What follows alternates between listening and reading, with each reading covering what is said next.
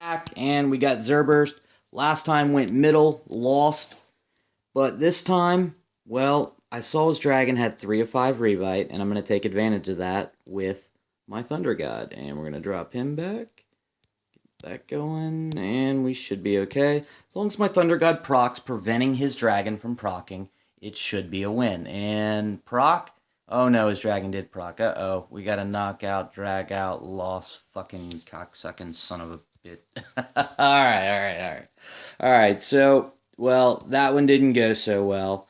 And now, that was because of the Cupid being at 5 of 5 Revite, and dragons in bottom lanes are going to be a pain, and I'm going to have to start, splitting my heroes out, maybe just throwing Thunder God low and the rest of my guys high to slow them up, get my guys off, but we'll see.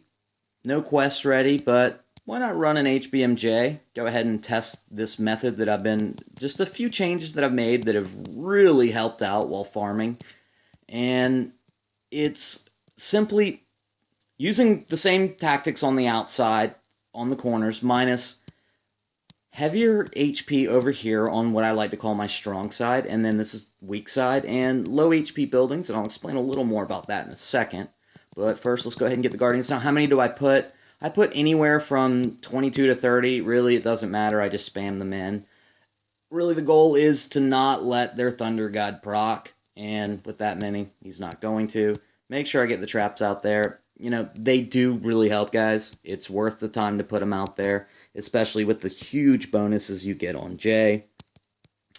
Get the last couple in there, and I hate how it does that, but yeah, there's no bomb there. Anyways, what I've done is it's the same central setup, same type of lanes that I used to run, but hero placement, and I've moved bases around. Now, I call this the weak side because right here, these corners are a little farther off because of Town Hall, where it's located.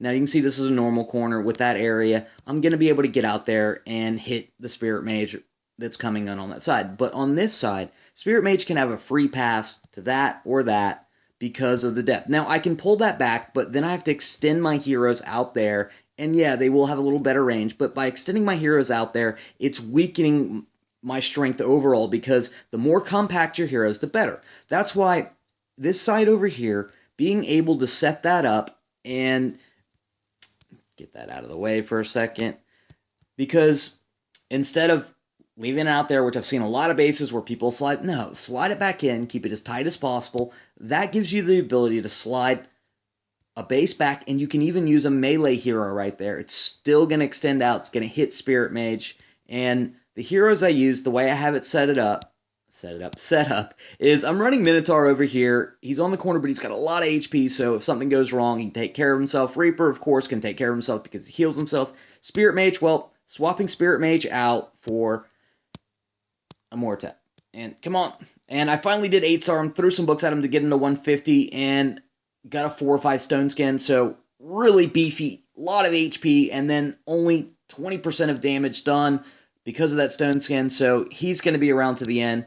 Cupid, well, it's not a hero that attacks a lot, not a ton of HP, decent at 28,000, but that's why, sitting right next to the highest HP building that I can use on a corner, and highest overall minus the Town Hall. You can see at 63,000, that's huge compared to, well, 45,000. So the center of my base is all level 20. If you're curious why I have 5 builders, well, I don't want to level up anything on the outside. I don't need to. All it's going to do is increase the amount of HP out there on these corners, and higher probabilities of Spirit Mage proccing more and Thunder God proccing. So from there, well, Druid's in the center. Why is Druid in the center? Well, I want Druid in the center because a lot of times during waves in HBM, Druid on a corner wouldn't be involved. And then there's no heal that wave. And get through the wave way too quick. Druid doesn't heal. You're damaged a bit. Move into J3 with the exploding Pumpkin Duke, and it'll wipe my Pumpkin Duke out, which really, he's the key. Got to keep him alive because I don't have a dragon. If you do have a dragon, I suggest one of these 2 bases on the weak side. Seriously, the dragon uses Spirit Mages like a Seeker Missile, just goes right at it and takes it out. And let's go ahead and run it. And I do hope I have a turn. Didn't explain all this, and yeah, we got a turn. Okay, J1, and spawning over here right on Minotaur's side. And what you're going to see is hopefully Spirit Mage will come in, and Minotaur's going to walk out, take care of Spirit Mage. There's the proc sliding over everybody's head, just fine and dandy. And nope, well, he went center first, but it shouldn't be a problem anyways. Pumpkin Duke's going to proc, and there he goes. You can see he does have the range to get out there, and really it just depends on the angle Spirit Mage comes in on whether or not he's going to go after Spirit Mage first or to the middle first. But even not going to the middle first, or not going to the outside first, is fine, simply because he has a lot of HP. If this Volt does go down, he can withstand a few hits. Now, they're all coming in on what I call the weak side, but I've got Cupid going, and this is why I like a Mortep here, because maybe the sun comes off and hits that hooker. Yeah, baby, that's what I'm talking about. Now, my Mortep's only 4 of 9, but that's absolutely fine, because I'm getting all the buffs from Pumpkin Duke, from Cupid, from Druid. I don't need any more power from it. As long as it's enough to one-shot a Spirit Mage, I'm golden. And from here, there's that exploding Pumpkin Duke, Druid healing, Pumpkin Duke going off, and Reaper. Reap it. Yeah, baby. Loving the Reaper. I gotta say, after skilling up the Reaper, I've fallen in love with the Reaper in all game modes. Now, getting another spawn from here, now they're going after the Town Hall, which this means Spirit Mage is just going to get rocked.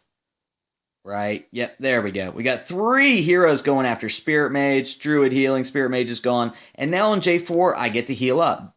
The end of J4, if you get an open spawn where they've already hit a corner and they come in with that spawn on J4, all it's going to do is give you a chance to get all your heroes full health, ready to go for J5. And on J5, it's just a good spawn. This is going to be a really easy way of J, and even when I'm getting bad spawns, I'm getting through J, which previously was not happening. So I'm absolutely loving this setup I have right now. I'm usually not even losing heroes, which I didn't right there. And give me the XP, baby! Oh, 250, come on!